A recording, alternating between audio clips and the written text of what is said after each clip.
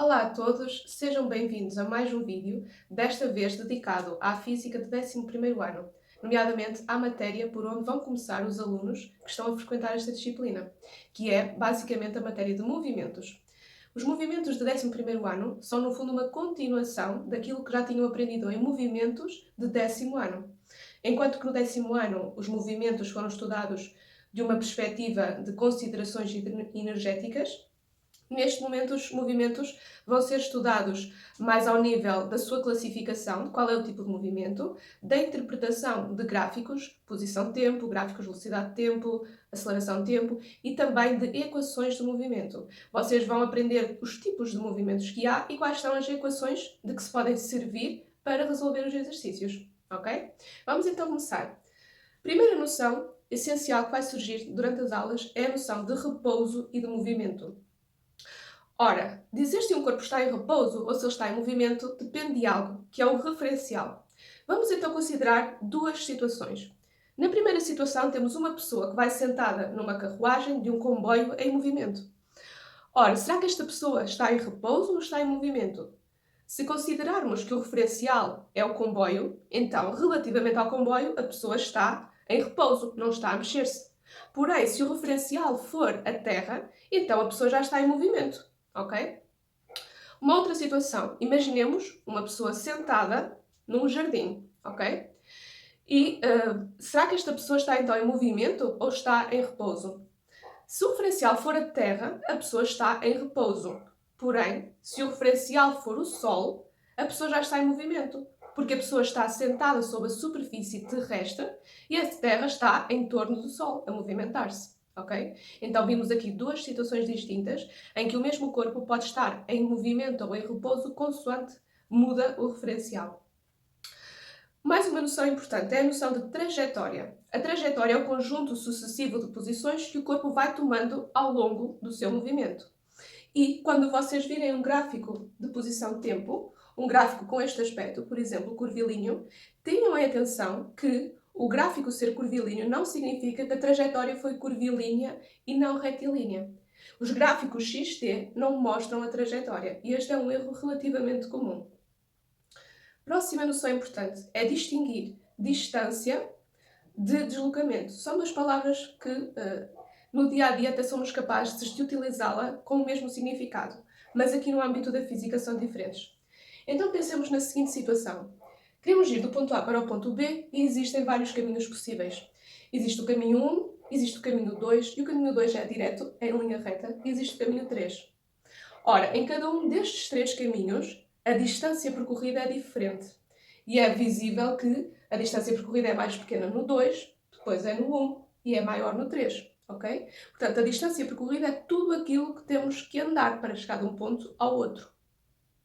Já o deslocamento aqui é representado pela diferença, ou pela diferença de posições, exatamente, entre a posição final e a posição inicial. Ou seja, neste caso, se formos por este caminho, pelo caminho 2, a distância percorrida e o deslocamento vão ser o mesmo.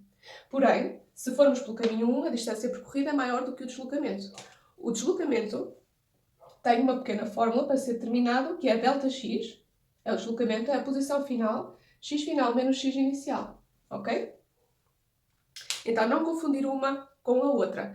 Relativamente à distância percorrida, a letra que habitualmente vem nos manuais é o S ou D.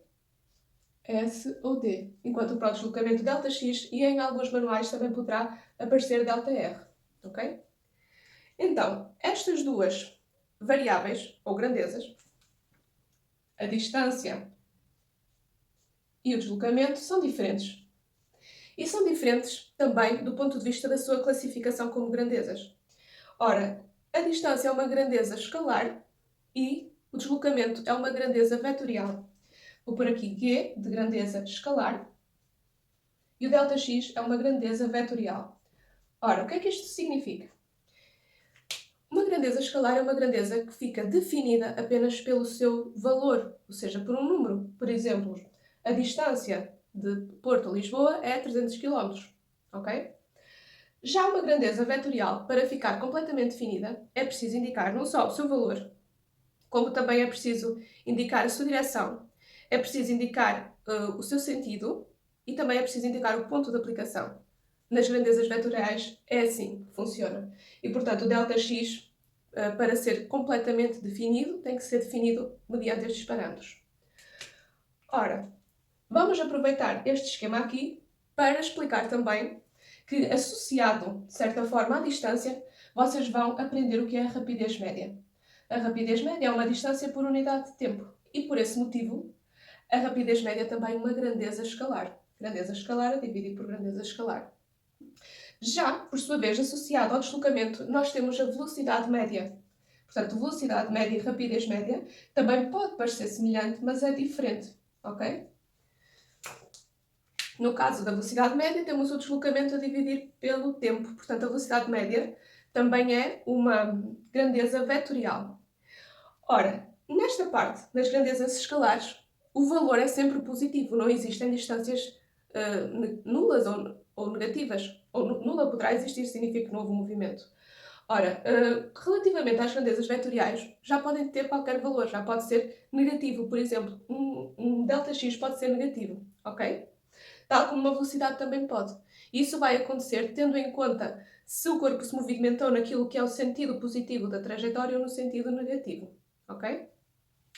Então, sobre grandezas vetoriais e escalares, era isto que eu queria explicar. Agora queria passar a uma demonstração da análise de gráficos posição-tempo e velocidade-tempo. Vamos então olhar para este gráfico que eu tenho aqui. É um gráfico posição-tempo e vamos analisá-lo e anotá-lo consoante está na figura. Vocês podem ter estes apontamentos a partir do www.aprendaqui.org. Estão lá disponíveis. Ora, o que é que nós obtemos em termos de informações quando analisamos este gráfico XT? O corpo parte da origem do referencial, porque podemos ver que o gráfico inicia-se aqui no ponto 00, e o corpo desloca-se no sentido positivo da trajetória. Porquê? Porque a posição tem um valor positivo e cada vez maior, ok? Quando chegamos ao instante T1, verificamos que a partir de T1 a posição começa a diminuir, ou seja, em T1 houve uma inversão de sentido, ok? E a partir de T1 o corpo passou a deslocar-se no sentido negativo. Esta é a descrição em termos de posições. Sentido positivo até T1, posição é crescente. A partir de T1 para a frente, deslocou-se no sentido negativo, a posição é decrescente. Porém, há mais informações que podemos retirar de um gráfico posição-tempo, nomeadamente informações sobre a velocidade. Como é que eu posso ver a velocidade num gráfico posição-tempo? É através do declive das retas tangentes ao gráfico em cada instante, que eu aqui tenho representadas como vetores a vermelho, vetores velocidade. Ora, quando o corpo vai de 0 para T1, nós podemos verificar que o declive da reta tangente vai diminuindo até que fica horizontal. Isso significa que a velocidade entre 0 e o instante T1 está a diminuir.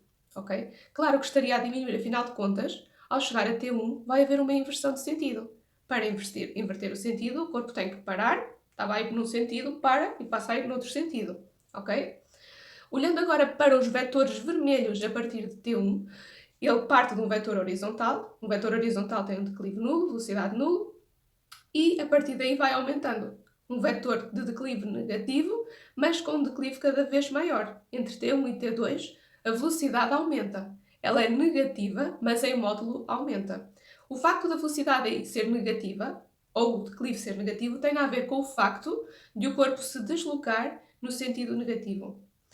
Entre T2 e T3, o gráfico já não é representado por uma curva, já é representado por uma reta, o que significa que entre T2 e T3 a velocidade se manteve constante, negativa mas constante, e o corpo continuou a mover-se no sentido negativo. Portanto, estas são as impressões que vocês podem retirar de um gráfico posição-tempo. Acrescentaria apenas que no instante T2 é quando o corpo volta a passar em frente à origem do referencial novamente, ok? Na próxima aula, eu vou explicar a análise de um gráfico VT e vou justapor os dois gráficos, o XT e o VT, para mostrar as correspondências entre um e outro, ok? Então, se gostarem do vídeo, cliquem em gosto para eu saber que estes conteúdos estão a ser importantes para vocês e que é relevante eu continuar a apresentar explicações para estas matérias.